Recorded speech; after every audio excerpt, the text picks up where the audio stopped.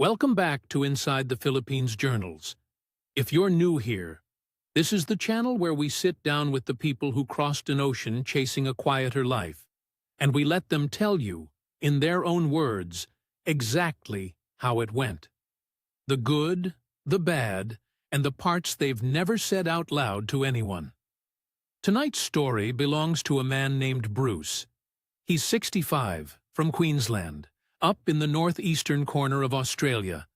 And for most of his working life, he was an accountant, a bookkeeper, a numbers man. The kind of bloke who reads a contract twice before he signs it, then reads it a third time for luck. His whole trade was making the figures add up and making sure nothing slipped through the cracks. So you'd think, of all the people who come to these islands with a dream and a bit of money, a careful man like Bruce would be the one who got it right. He built something out here, something real, something you could stand in front of and feel proud of. And then he watched it slide out of his hands, not to a storm, not to a swindler in the night, but to something quieter than that, something far harder to fight. Before we get into it, do us a favor. Tell us in the comments where you're watching from tonight.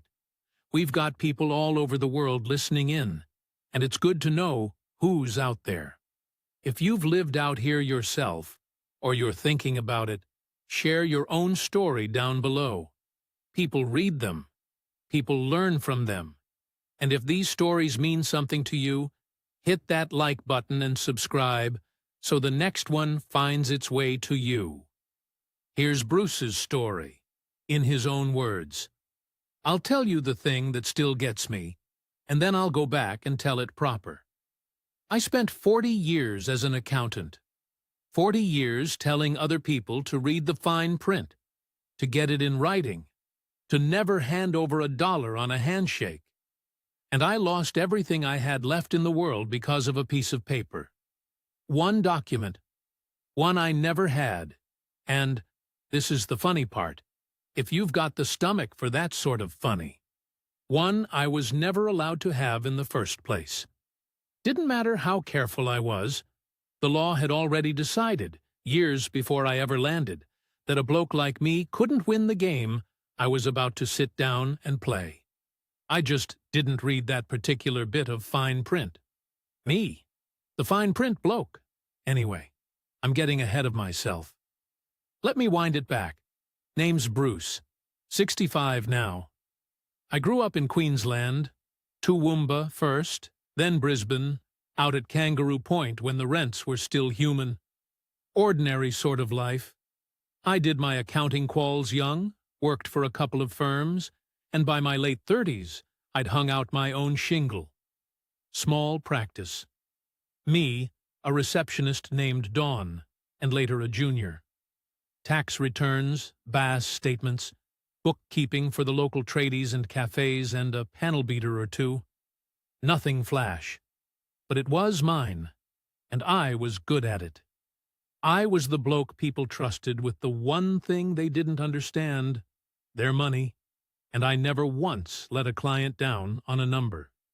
My marriage didn't survive the practice, as it turned out. Or maybe the practice didn't survive the marriage. Hard to say which way round it went. Trish and I split when I was 51. No kids, which at the time felt like a mercy, and later felt like something else. She got the house at Carindale, more or less, and I didn't fight it. I'm not a fighter. Bloke who spends his life avoiding conflict on a page tends to avoid it everywhere else, too. Then the practice went under. I won't bore you with the whole autopsy. A big client did a runner owing me a year of fees. The GFC had already thinned the herd. 2 of the tradies I did the books for went broke and took their invoices with them. And I'd been slow, too proud, to put money aside for the lean years. 54 years old? And the accountant who told everyone else to build a buffer hadn't built himself much of one. There's a lesson in that I still haven't fully paid off, so I wound it up. Sold what I could, paid what I owed. I made sure of that, paid every creditor to the cent, because a man's name is the only asset that doesn't depreciate. And when the dust settled, I had my superannuation, a modest little unit I'd bought at Redcliffe, and not a lot else. I picked up bits of work, did a few returns each winter for old clients out of the spare room, taught some English on the side, of all things, started tutoring migrants at the community center, ended up teaching online to students in Asia through one of those websites, $13 an hour, headset on, repeat after me, Maria, the weather is lovely today. It kept the lights on, just, and I was lonely. I'll say it plain, because there's no dignity in pretending otherwise. 60 years old, living alone in a 2-bedroom unit at Redcliffe, watching the pelicans and the pension calculators. The unit was too dear to keep and too small to matter. My age pension plus the teaching came to enough to survive on in Australia, and not much more. I'd sit there doing sums in my head. I always did sums in my head. It's a compulsion. And the sums said the same thing every time. Stay here, and you'll be careful and comfortable and quietly broke for the rest of your days. A mate from the old squash club had moved to the Philippines, Dumaguete, down in the Visayas. He'd send me photos. A fish supper on a boulevard by the sea for a couple of dollars, a decent room for what a parking spot cost back home. Mate, he wrote, your dollar's got legs down here. And I did the sums on that too. Sold the Redcliffe unit. Kept the money careful. Spread across accounts. Told myself I'd go for a year and see. I was 60. I had my super and the unit money. Call it $180,000, all up, in Aussie dollars. And a plan to make it last, the rest of my life. Modest. Careful. That was the whole idea. I wasn't going over there to get rich. I was going over there to stop going broke. That's the man who got on the plane. Remember him. Careful. Reads it twice. Because he's about to do the single most careless thing of his life, and he's going to do it slowly, with a calculator in his hand, thinking the whole time that he was being smart. I landed in Manila in the wet season, stepped out of the airport, and the heat hit me like the door of a pizza oven, and I thought, you beauty, this'll do. The plane down to Dumaguete was a little propeller job that felt held together with gaffer tape and prayer. And when it dropped through the cloud, there were these green hills and a coastline, the color of a bottle shop window, and cane fields, actual cane fields, which made me homesick and hopeful at the same time. Dumaguete's a small city. University town. Silliman University, big old American-founded place, lots of students on bicycles. They call it the City of Gentle People. And I'll tell you, for a long while it earned the name. My mate Kev met me at the airport in a tricycle, one of those little motorbikes with a sidecar bolted on, and we went straight to the Rizal Boulevard, the seafront strip, and sat at a plastic table while women grilled skewers of tempura and squid balls over coals. And I had a big cold San Miguel that cost about $1, and the sun went down over the water toward Cebu. And I remember thinking, clear as anything, I could be happy here. Not rich. Happy. There's a difference. And at 60, you finally know which one you're chasing. I rented a little place first, out toward Bantayan. 1 bedroom, tiled floor, a ceiling fan that ticked all night. 6,000 pesos a month. Call it $160. In Redcliffe, that wouldn't have bought me a fortnight of parking. I did my sums again, and they came out grinning. My money, that had been draining away drip by drip back home, suddenly had room to breathe. I could live on my pension alone and let the savings sit. For the first time in a decade, I wasn't watching the account balance like a bloke watching a leak. The days had a shape I liked. Coffee at a little Painatan place in the morning, the strong local stuff. teach a few English lessons online through the middle of the day when it was Australia's afternoon, walk the boulevard in the Arvo, learn the market, the wet market off Real Street, the stallholders who'd call me Joe, the way they call every Western bloke Joe, and then learn my actual name and use it, which meant more to me than it probably should have. I got a few words of the local language, Bisaya, enough to buy fish and make an old woman laugh. Salamat. Maayong buntag. I was, for a while there, about as content as I'd been since Dawn used to bring me a flat white at 10 past 10 every morning back at the practice. I met Marilou at the market, if you want the truth. Not on the internet. Not on one of those websites. I want that understood, because I know how these stories usually go, and this one didn't start that way. She had a stall, dried fish, some vegetables, bananas, near the woman I bought my mangoes off. She was 55, near enough my own age, which was half the point. A widow. Her husband, a fisherman, had died years before when his banca went over in a squall off Sibulan. She had 2 grown kids working away, one in Cebu, one on a cruise ship. She wasn't some girl of 25 with a phone full of other blokes. She was a woman my own age, with cracked hands and a laugh like a dropped tray of cutlery. And she caught me trying to haggle in terrible Bisaya and took pity on me. We got to talking. Then we got to talking most days. She'd put aside the good dried danggit for me. I'd bring her a Sans Rival slice from the bakery, that layered cashew thing Dumaguete's famous for. It went slow, the way things go slow when you're both old enough to have been burned before. Months. There was no drama to it, no sob story, no sick relative, no sudden emergency. And believe me, I was watching for those. Because Kev had filled my ears with cautionary tales down at the boulevard. Marilou never once asked me for a peso. That's the honest truth, and I hold on to it. Because a lot of what came after was ugly, and I don't want to paint her with it. Whatever went wrong for me, it didn't start with her having her hand out. It never was that. I want to give you a picture of those months, because they were good, and I don't want the ending to swallow them whole. We fell into a rhythm, the 2 of us. She'd finish at the stall, and I'd finish my lessons, and we'd meet on the boulevard as the light went, and split a plate of grilled tempura off the coals and a couple of San Miguels, and she'd tell me about her kids, the daughter on the cruise ship, the son in Cebu doing call center work.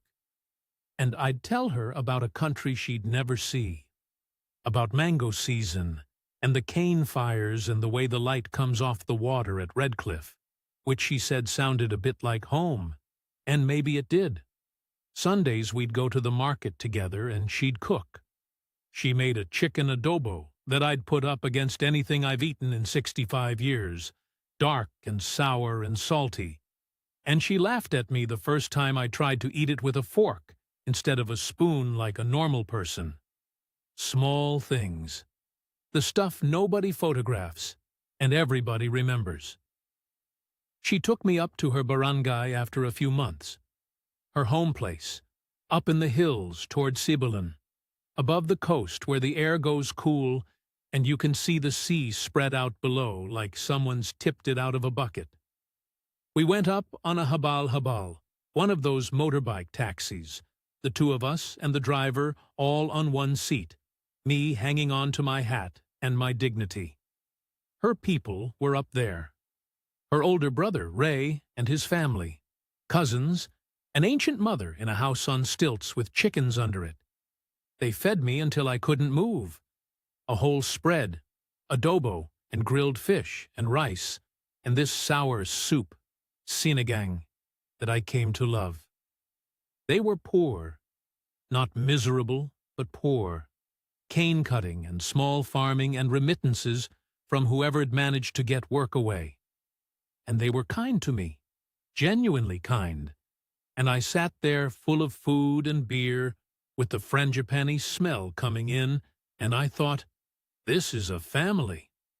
I haven't had one of these in a long while.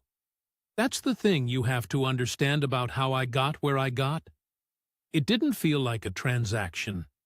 It felt like being let back in from the cold. Somewhere in there, I couldn't tell you the exact day, and I've tried to pin it. The idea started. We were sitting on Ray's porch, and Marilou was pointing across a gully to a patch of ground, a bit of a slope with a couple of coconut palms and an old collapsing hut on it, and she said, half joking, that a man could build a lovely little house right there. Cool air, view of the sea, near her people. And I laughed it off. And then, over the next few weeks, I stopped laughing it off. Because I'd started doing the sums. That's what I do. And the sums, God help me, looked beautiful. Here's how the numbers ran in my head, and I want to walk you through them. Because I was an accountant, and this is the part where the accountant should have stood up and left the room. And instead, he pulled out his calculator and stayed. I was paying 6,000 pesos a month in rent. Dead money. $160 a month going nowhere. Forever. Over 10 years, if I was lucky enough to have 10 years, that's the better part of $20,000 poured down a hole with nothing to show. Whereas, and this is where the beautiful part started, a decent house up in that barangay, a proper concrete block place, tiled, 2 bedrooms, could be built for something like $1.5 million, maybe 1.8 million pesos. Call it $50,000, Aussie.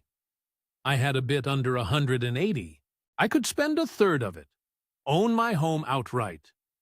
Well, hold that word, own. I'll come back to it and it'll make you wince. Spend a third of it. Live rent-free for the rest of my life beside a family that had taken me in. And still have 120 grand and my pension behind me. On paper, it wasn't a romantic decision at all. It was a spreadsheet decision. Rent forever in one column, build once in the other, and build once one by a street. That's what I told myself, and that's what made it feel safe, because it wasn't me being a love-struck old fool. It was me being the careful numbers man I'd always been. Now, the land. I did know, I want that on the record, that a foreigner can't own land in the Philippines. It's in their constitution. Kev had told me, the expat forums shouted at you, everyone knows it the way everyone knows you shouldn't drink the tap water. Foreigners can own a condo unit, up to a point, but not land. Not a square meter of dirt. I knew that going in. What I didn't understand, what took me 2 years and everything I had to properly understand, is the difference between knowing a rule and knowing what it does to you. I knew I couldn't own the land. I figured, fine, plenty of blokes build anyway. The house'll be mine, even if the dirt isn't, and I'll put the land in a name I trust. That was the plan. Put it in Marilou's name, or the family's, build my house on it, and trust the people who'd fed me, until I burst. So I started asking about the block, and this is where I did what I thought was my due diligence, and where a real lawyer, if I'd hired one, then, instead of 2 years too late, would have grabbed me by the collar. The block belonged to the family, they said, been theirs for generations. I asked to see the title, and what came out, eventually, folded in a plastic sleeve gone yellow, was not a title. It was a tax declaration. A tax deck, they call it. A single sheet from the municipal assessor's office saying that a parcel of land of such and such an area was declared for tax purposes under the name of, and here's the detail I skated straight over, Ronaldo. Ray, the older brother. Not Marilou. Ray. I held that bit of paper, and, to my shame, I felt reassured by it. It had a government stamp, it had a name and an area and a value. To an accountant, a stamped government document with numbers on it feels like solid ground. It looked like exactly the sort of thing that ought to make everything above board. It wasn't a title. A tax declaration is not proof that you own land. It's proof that somebody's paying the rates on it. That's all. Real ownership in the Philippines comes from a Torrens title, a certificate registered with the Register of Deeds, traceable, indefeasible, the genuine article. This block had never been titled, never surveyed and registered proper. It was just a slope of ground the family had always used, declared for tax under Ray's name, sitting on a mountainside with no fence and no real boundary and no legal spine to it at all. And I looked at that yellowed sheet, and I thought, with the full confidence of a man about to walk off a cliff, she'll be right. It's in the family. Ray's her brother. Marilou's my partner. These are good people. We'll sort the paperwork properly down the track. We'll sort it down the track. If I could reach back through the years and throttle one sentence out of my own mouth, it'd be that one. I want to be fair to myself, because I've been unfair to myself for 2 years now, and it doesn't help. I did more than a lot of blokes do. I didn't just hand over cash in a bar. I went to the barangay hall, and I met the Kapitan, the barangay captain, Diego, a big, slow, careful man who I actually liked. I told him what I meant to do, build a house up on the family slope, and he nodded and said it was good. It was fine. The family were long settled here. No one would trouble me. And I believed him because he was the closest thing to authority up there, and he wasn't wrong exactly. No one would trouble me. It just never occurred to me to ask the right question, which wasn't, will anyone trouble me? It was, if they do, what exactly is mine to defend? Different question entirely. I asked the friendly one. We agreed on a price for the block. 350,000 pesos, about $9,500, to be paid to Ray, as the family's man on the tax deck, for the parcel to pass to Marilou. I even drew up a deed of sale. Me being thorough. A one-page document, notarized by a bloke with a rubber stamp in a shop front near the Dumaguete public market, saying Ray sold the parcel to Marilou for that sum. I kept a copy. I keep everything. I've got a folder 2 inches thick. What I didn't grasp, what nobody sat me down and spelled out, is that you cannot cleanly sell what was never properly titled to begin with. That deed of sale transferred a claim over a shadow. It moved a name on a tax declaration, maybe, if it moved anything. It did not make Marilou the registered owner of a defined titled parcel, because no such titled parcel existed. I'd notarized a piece of theater, and I'd paid $9,500 for the leading role. I handed Ray the money in cash, in envelopes, over Red Horse beer on his porch, and everyone was happy. And his wife cooked, and I felt like the most sensible, generous, clever man in the whole province. I'd done the sums. I'd kept the receipts. I'd got it in writing and notarized. Every single instinct my 40 years had given me was screaming at me that I'd covered myself. Every instinct except the one that mattered, which had gone quiet the moment I decided I wanted this. And that's the oldest trick in my whole trade, isn't it? The client who's already made up his mind doesn't want an audit. He wants a rubber stamp. I'd spent a career warning people about that fella. I never once thought the fella was me. Then came the build. And I'll be honest, the build was the happiest I've been in 20 years, which is what makes it hard to tell. We started clearing the slope in the dry season, knocked down the old collapsing hut. Bamboo and kogon grass, it came apart like a wet biscuit. And I hired a local contractor, a bloke called Nonoy, who came recommended by half the barangay, to build me a proper house. Concrete hollow block. Reinforced posts, because the Kapitan warned me the ground moved a bit, and typhoons come through. A steel roof. 2 bedrooms, a real bathroom. A CR, they call it, comfort room, with a proper flushing toilet and a shower, which up in that barangay was close to luxury.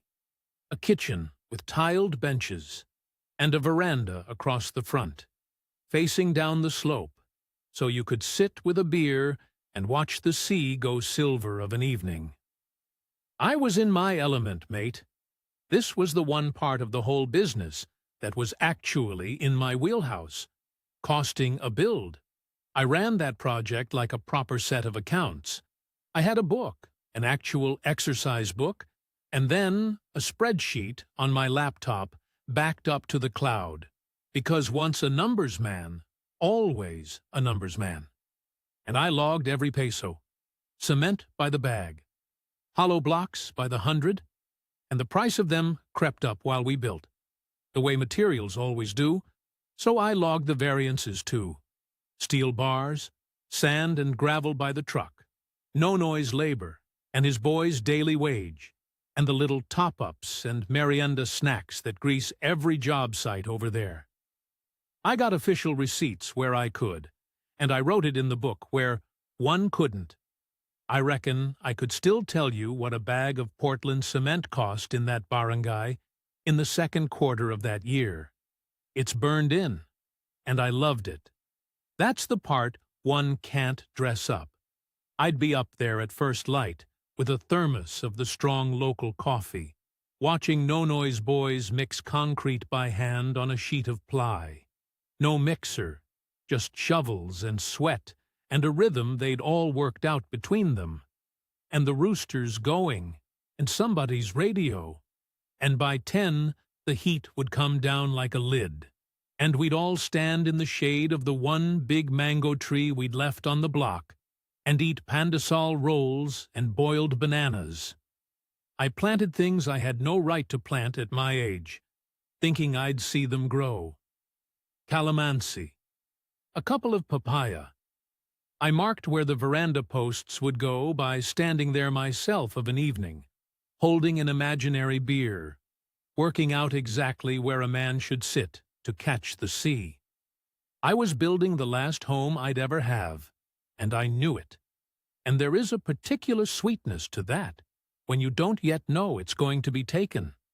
I'd ring Kev down in Dumaguete and bore him senseless about drainage. I was, mate, genuinely, the happiest I'd been since I was a young man, with a young marriage and a practice with my own name on the door. The structure came in around 600,000 pesos. Roof and walls and the finishing, another 700,000.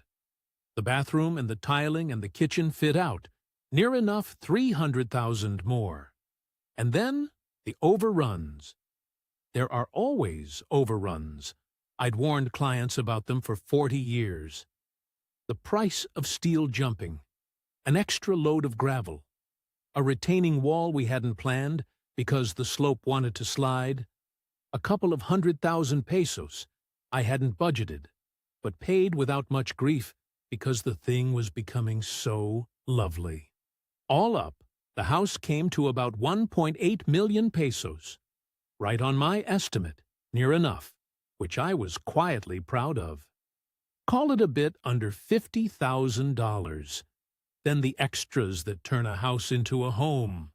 A fence and a gate, because everyone up there has a fence and a gate. It's just how it's done. Getting the power connected proper, and water, which meant fees and a bit of provincial persuasion.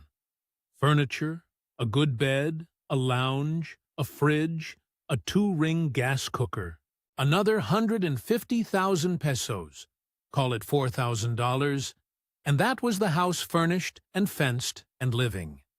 Added up, the land, the build, the finishing, and I'd put about 2.3 million pesos into that hillside. A bit over $60,000 Australian. More than a third of everything I had in the world. But I looked at what stood there. My house, my actual house, with my books on a shelf, and my hat on a hook, and mangoes coming ripe on the tree out front. And the sums still sang. Because $160 a month in rent, times the rest of my life was more than 60 grand. And here I'd own it. There's that word again. And live beside good people until I dropped. On paper, I'd made a brilliant decision. I keep saying, on paper. That's the whole tragedy of it, really. It was only ever brilliant on paper. And the paper wasn't worth the notary's stamp on it. There's a family I have to tell you about, because they matter to how it ended, and because I want to be fair to them even now, which is harder than you'd think. While we were building, and once the house was up, someone had to watch it. You can't leave a finished house empty up in a provincial barangay, not out of fear of thieves so much, but because that's simply not how it's done there. A house wants people in it. And I had to go back to Australia now and then. My visa needed the odd exit, and I had a bit of business to tidy, my super, a tax return of my own to lodge. So Marilou's cousin's family moved into the old original footprint, into a little nipa structure we'd left standing at the back of the block. Boy Amante, his wife Weng, and their 3 kids. Boy did some of the laboring on the build and stayed on as the caretaker. Fair arrangement, I thought. They minded the place, kept the garden, chased the goats off. I paid them a bit, a few thousand pesos a month, and rice, and I stood the school fees for the eldest. Because that's what you do, that's utang na loob, the debt of gratitude that runs both ways over there. And I was glad to. They were good with me. The kids called me Lolo Bruce. Grandfather Bruce. I liked that more than I can say. You can see it already, can't you? You're ahead of me. There's a family living in my house, and there's a tax declaration with another man's name on it, and there's me, a foreigner who legally owns not 1 grain of the ground it all stands on. Every element of the disaster was already in the room, sitting around the table eating my rice, and I couldn't see it. Because when you're inside a happy thing, you don't go looking for the fault lines. I was busy. I was content. I was, for the first time since Dawn brought me my last flat white, a man with a home and a family and a view. And Marilou, this is what I want you to hold on to. Marilou never played a hand in any of it going wrong. She loved that house. She planted the garden. She'd sit on the veranda with me of an evening and say we'd grow old there. And she meant it. And so did I. The trouble that came didn't come through her. It came through the one thing she couldn't control, which was that she died. I'll tell it the way it happened, because there's no gentle way, and she deserves better than me dressing it up.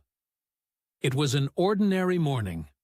Wet season, the rain hammering the steel roof so hard you had to shout over it. She'd gone down to the market early on the hobble-hobble and come back mid-morning soaked through and complaining of a headache. A bad one, worse than her usual. I told her to lie down, made her a cup of the instant coffee she liked too sweet. And an hour later, I heard a sound from the bedroom I've never been able to unhear. And I went in, and she was on the floor beside the bed, and one side of her face had gone wrong, slack, and she couldn't speak, only make this sound, and her hand was gripping at the sheet. Stroke. I knew it was a stroke, even as I was screaming for boy. And up in that barangay, 40 minutes of bad road above Dumaguete, there is no ambulance that comes. There's a habal-habal, and there's the Capitan's old pickup if he's home, and he wasn't. We got her down the mountain in Boy's neighbor's van, me holding her in the back, the rain coming through a gap in the door. And by the time we made the hospital in Dumaguete, the provincial one, and I'll not run it down, the staff were kind and did what they could. By then, it had been too long. She held on 2 days in a ward I paid for, in a bed I paid for, hooked to what they had. And then she was gone, 57 years old. My Marilu. I paid for the funeral, of course. Filipino funerals are long. The wake goes days. The whole barangay comes. There's food and prayers and cards and a great deal of expense. And I stood all of it, and would have stood 10 times more. I sat by her coffin in the family's house up the hill for 4 nights with the fluorescent light buzzing and the old women praying the rosary in Bisaya, and I have never felt so far from home in my life. But they were around me, her people, Ray and the cousins and Boy's family, and in my grief I leaned on them, and I thought, at least I've got them. At least I'm not alone in this. At least there's the family, and the house, the home we made, the house. In all my grief, I did not once think about the house as a legal object. Why would I?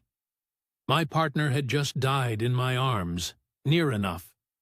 I was a widower in everything but the paperwork. And there's that word again, paperwork, coming for me from a direction I never watched. It was Ray who reminded me. Not cruelly, not at first. A few weeks after the funeral, when I'd gone quiet and gray and was just moving through the days, he came to the house, my house, and sat on my veranda and drank my coffee. And after a while, gentle as anything, he started talking about the land. How it had always been family land. How, with Marilu gone, God rest her, things had to be, you know, arranged. Properly. Among the family. And I said, sure, Ray, of course, we'll sort the paperwork. That phrase, still, God help me. We'll make sure it's all proper, the house is mine, and we just tidy up the land side. And he nodded and smiled and said, yes, yes, and drank his coffee. And there was something in his face I didn't have the strength to read at the time, and have read 1,000 times since. It wasn't malice. I want to be careful here. It was more like a man looking at an asset that had just, in his mind, come home to the family. Marilu was the bridge between me and that land, and the bridge was gone, and I was standing on the wrong side of a river I didn't even know was there. I flew back to Australia not long after, for 6 weeks. Sort out my affairs, grieve where nobody could see me, come back and work out how to live in that house alone. I left Boy and Weng minding it, same as ever. Paid them ahead. Left my books on the shelf and my hat on the hook. That was the mistake that finished me, though it was only the last of a long row of them. Because while I was gone, quietly, without a cross word to anyone, the ground finished shifting, and when I came back down that mountain road in a tricycle with my bag on my knee, and we came round the last bend to my gate, there was new washing on my veranda that wasn't mine, and a different dog in my yard, and Boy Amante came out to the gate, not to open it, but to stand in front of it, and he wouldn't quite meet my eye, and he said, "Lolo Bruce," in a voice full of apology and no give at all. "It's better you don't stay here now." I stood at my own gate, that I'd paid for, in front of my own house, that I'd built peso by peso, and logged in an exercise book, and one was not allowed in. And I want to tell you, I made a scene, roared the place down, but I didn't. I'm not a fighter. I stood there in the heat with my bag, and I felt the whole thing. The 2 years, the 60 grand, the home, the family, the view. I felt all of it turn to smoke in my hands. And the accountant in me, the cold, quiet part that never fully shuts up, was already doing the only sum that mattered now. What, legally, is mine to defend? And the answer came back, clean and final, the way a balanced ledger comes back. Nothing. Not 1 square meter. Not the dirt. And, as I'd learn from a lawyer soon enough, not really the house either. Nothing. I didn't leave it there, mind. I want you to know I fought it the proper way, the legal way, the careful way, right to the end. It just turned out the proper legal careful way was built, from the ground up, to make sure a man like me could never win. And walking you through how I lost is the most useful thing I can do for you, so pull up a chair. First stop was the barangay. That's how it's done over there, and it's actually the law. You can't just march off to a court. Any dispute between residents of the same town has to go first to the barangay for what they call conciliation. The Katarungang Pambarangay, the village justice system. The Kapitan, my mate Diego, convenes a panel. The Lupon, they call it, the Lupong Tagapamayapa. And both sides come and sit down and try to settle it like neighbors before it ever troubles a judge. It's a decent idea, honestly. In a country where the courts are choked and slow, keeping the small stuff in the village makes sense. Only it wasn't the small stuff. Not to me. I went to Capitan Diego, and I laid it all out. The deed of sale, the receipts, the 2-inch folder, the house I'd built. And Diego, who I still believe is a decent man, sat me down and was straight with me in a way the situation never was. He said, "Bruce, I'll call the meeting. But you have to understand something. The land is declared under Ray. The people in the house are family. And you," he didn't want to say it, "you are a foreigner." He said it kindly. He said it the way you tell a bloke his dog's been hit on the highway. Kindly, and without any suggestion the dog was getting up. I'll tell you what those barangay hall meetings are actually like, because it's nothing like a court, and that threw me. No robes, no gavel, a concrete room with louvre windows and a floor fan and a tarpaulin banner for some past fiesta still up on the wall. Plastic monoblock chairs, the white ones you see everywhere over there. A tin of instant coffee going round, and somebody's kid running in and out. And into that ordinary little room you bring the worst day of your life. And everybody's very polite. And it's all conducted in Bisaya so fast, I caught maybe 1 word in 5, with the nephew translating the bits he wanted me to hear. That's a thing they don't warn you about. You can lose everything you own in a language you never bothered to learn properly, sitting on a plastic chair, being offered coffee. We had the conciliation, twice, actually. I sat on one side of a plastic table in the barangay hall, and Ray and Boy sat on the other, and Diego and the Lupon members sat at the head, and we went round and round. I showed my deed of sale.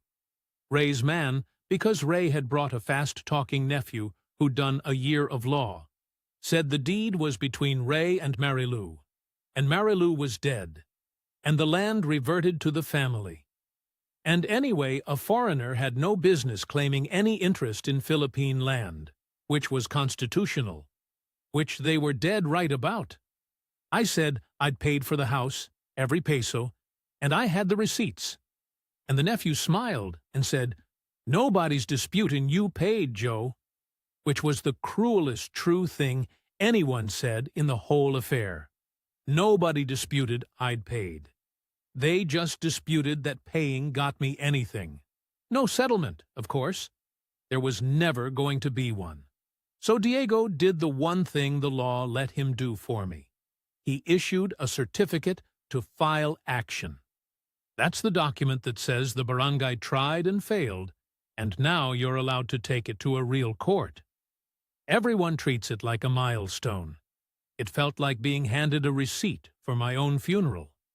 Congratulations, You may now spend years and a fortune losing this properly, in a building with air conditioning.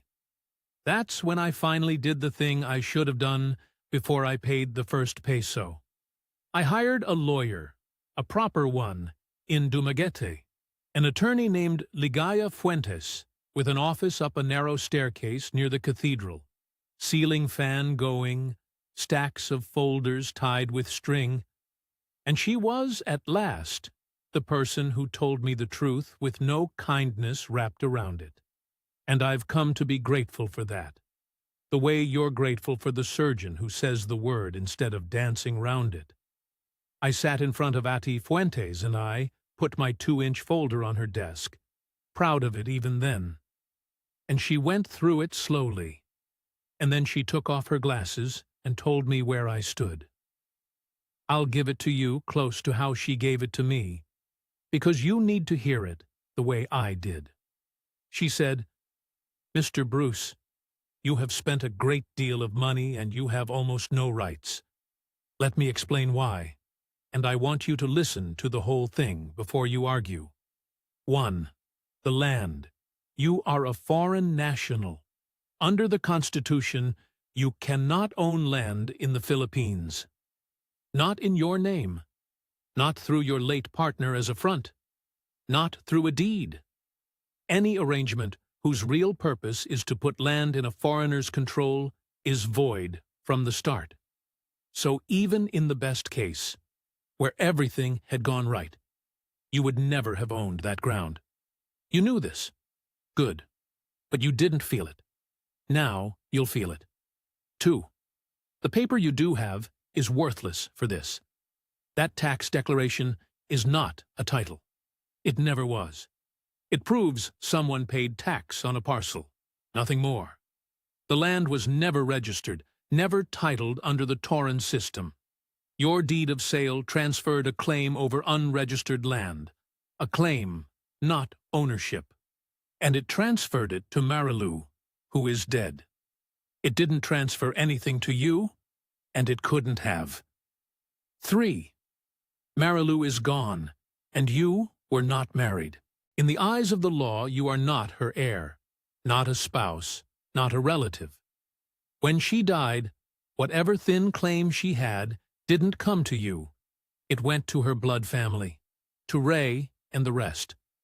You have, in law, no more connection to that parcel than a stranger off the boat. 4. And here she leaned forward. The house. You'll say, "But I built the house. The house is mine." And in a narrow sense, the law might call you a builder in good faith, and might, in theory, entitle you to be reimbursed for the value of what you built, or to some remedy. But think about what that means in practice. To get it, you must sue. You must prove your good faith and every peso in a court against a local family over years as a foreigner. And even if a judge one day agrees, the remedy is usually that the landowner pays you the value of the materials, if he can and will, which he can't and won't, or you remove what you built, which for a concrete house means you've won the right to a pile of rubble. There is no version of this where the sheriff hands you the keys and the family walks down the mountain. And 5, she said this last, and this is the one that put me on the floor. You cannot simply have them thrown out. You're thinking, they're squatting in my house. Send the police. There is no crime here to send the police for. The old anti-squatting law that made it a criminal matter was repealed years ago. Squatting as such is not a crime in this country anymore. It's a civil matter. To remove occupants, you file an ejectment case, unlawful detainer, in the municipal court, and you must be the one with the legal right to possess, which, Mr. Bruce, we have just spent 20 minutes establishing that you are not. And even a rightful owner, she said, cannot just evict. There are laws, she named one, Republic Act 7279, the Urban Development and Housing Law, and the whole due process framework around it, that protect occupants, especially the poor, from being summarily thrown out. Notice, process, sometimes relocation. Years of it. That protection exists for good reasons, she said. This is a country where the powerful used to bulldoze the poor out of the way overnight. But it means that even a man holding a genuine Torrens title can wait 3, 4, 5 years to remove a family from his land. And you are not that man. You are holding an exercise book of cement receipts. I sat there in that hot little office with the fan turning, and I did the only thing I know how to do under pressure. I did the sum. Cost of pursuing it. Lawyers' fees, filing fees, years of flights and rent and stress. Call it another 500,000 pesos at least, and probably more, thrown after the 2.3 million already gone. Probability of getting the house back and living in it. Near enough zero. And Atirde Fuentes, when I made her put a number on it, wouldn't go above 1 in 20, and only that high to be kind. Expected value of the fight, deeply, catastrophically negative. Any first year I'd ever trained would have told me to write it off. We filed anyway. I'm not made of stone. We filed the ejectment case, on the narrow theory of the house and my good faith, mostly because I couldn't yet make my hand let go. And it went exactly as she said it would. It got continued, and reset. Ray's side raised the ownership question, which bumped it out of the quick ejectment track and toward a full-blown ownership fight that could run for years. Boyamonte's family, when it suited them, were suddenly not caretakers at all, but poor landless occupants with 3 children and nowhere to go. And the law leaned toward them the moment they said it, because the law is built to lean that way. And I couldn't even hate them for saying it, because it was half true. They were poor. They did have 3 kids, and I was a foreigner with a return ticket and, whatever the ledger said, more options than they'd ever have. 8 months into it, Atirde Fuentes, who never once overcharged me and told me the truth every time, put her pen down and said, "Bruce, I'll keep going if you tell me to, but I'd be taking your money now. You should stop." And I stopped. So here's where I am, and where I'll leave you. Because the value of a story like mine isn't in the wallowing, it's in what you take off the table before you sit down. I gave up the fight. I moved into a boarding house down in Dumaguete for a while, a cheap room near the boulevard, and I'll tell you the lowest moment of the whole business. Lower than the gate. Lower than the lawyer's office. One evening, I got on a habal-habal, didn't even really decide to, and I went up the mountain in the dark, and I stood across the gully from my own house, because up there you can see it, lit up, from Ray's old porch side. And there were lights on in my house, my veranda, and washing on the line, and I could hear a radio, someone's karaoke starting up, and boys' kids' voices. Life. A family, in the house I built, watching the sea go silver of an evening exactly the way I'd pictured it when I ran those beautiful sums. And I stood in the dark across the gully like a ghost at my own wake. And then I went back down the mountain, and I never went up again. I flew home to Queensland after that. I'm back at Redcliffe, renting, this time, a little unit not much bigger than the one I sold to fund the whole adventure. And that particular sum, the one where I'm a homeless 65-year-old renter who used to own a home in 2 countries and now owns one in neither, that sum I try not to do too often. I teach English online again. $13 an hour, headset on. The weather is lovely today. I've got my age pension. I'm all right. I'm eating. I'm not going to top myself over a house on a hill on the other side of the Coral Sea. But I'm 60 grand lighter, and I'm 2 years older. And the family I thought I'd found is up there living in the rooms I built. and Marilou's in the ground. And I don't have a photo of the veranda because my phone was full of the build, and I never took one of it finished. Isn't that something? 40 years keeping records, and I never took the one photo I'd actually want. Now, I know how this sounds, and I've had 2 years to think about who to blame. So, let me be straight with you, because bitterness is the one trap I'm determined not to die in. I don't hate Filipinos. I want that clear. The stall women who learned my name, the Capitan who told me the truth kindly, Atainer Fuentes who told me the truth plainly, and never robbed me, the country itself that was good to me for years, none of that was a con. And even Ray, even Boy, I've turned it over 1,000 times, and I don't think I was hunted. I think I was a soft, sad, wealthy by their standards old foreigner who put himself, brick by brick, onto a piece of land he could never own, beside a family who were poor and who, when the bridge between us died, did the human thing and closed ranks around what they saw as theirs. Poverty isn't malice. Family closing ranks isn't a syndicate. Some of it was them looking after their own, and I'd built my entire retirement on the assumption they'd look after me instead. And that assumption was mine, not their promise.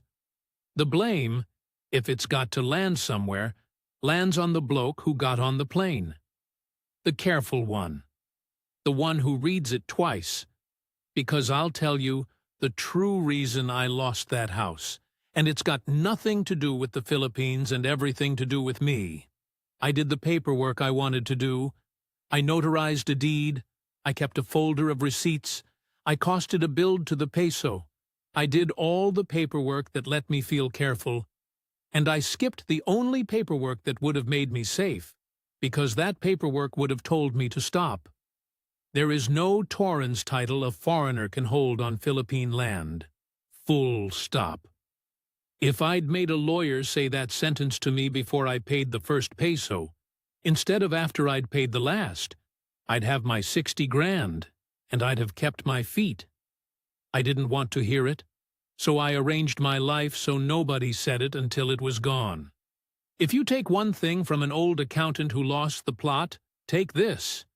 Out here, the paper is the asset, not the house, not the love, not the family who feeds you till you burst. The title. And if the paper can't be yours, and on land, as a foreigner, it can't. It simply can't. Then understand, before you spend a single dollar, that you are not investing.